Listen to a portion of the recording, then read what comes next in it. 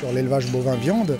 Moi, je travaille à peu près 9 heures par jour, mais tous les jours de la semaine, pour gagner rien du tout, quoi. Disons, la politique agricole s'ajuste tout le temps au marché mondial. Dans le marché mondial, au fin fond du Gers, je ne vois pas tellement ce que je fais, quoi.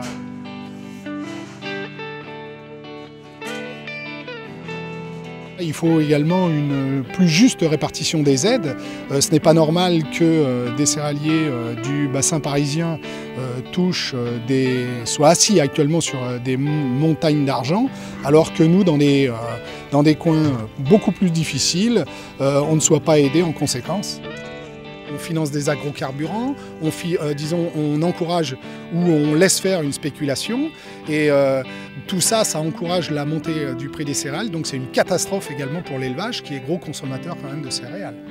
Je vais aller voir ma députée européenne qui siège au Parlement pour, disons, discuter de ces problèmes-là et pour qu'elle influe sur cette politique agricole.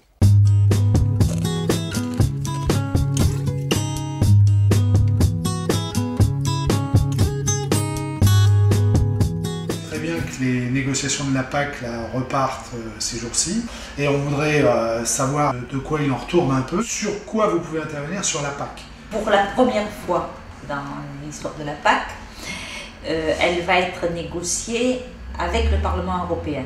Les parlementaires européens sont plus accessibles, on a quand même des comptes à rendre à nos électeurs, donc...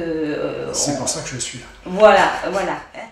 Est-ce que cette nouvelle PAC peut intervenir pour modifier, orienter une agriculture avec des revenus quand même où l'agriculteur puisse dégager un revenu correct? La PAC a une tendance à aller dans l'axe de compétitivité au détriment et de l'indépendance alimentaire et du respect du travail des agriculteurs et de leurs revenus. Donc c'est ça qu'il faut réorienter. Il est essentiel que les agriculteurs et au-delà des agriculteurs, les consommateurs rencontrent l'ensemble des députés européens. Alors on n'est pas très nombreux pour expliquer des questions quelquefois techniques particulières parce qu'on ne peut pas savoir nous les implications quelquefois d'une petite décision technique dans un règlement, parce que ça a des implications dans notre vie quotidienne, dans notre alimentation, dans notre qualité de vie qui est essentielle. La politique agricole commune, c'est une affaire de tous.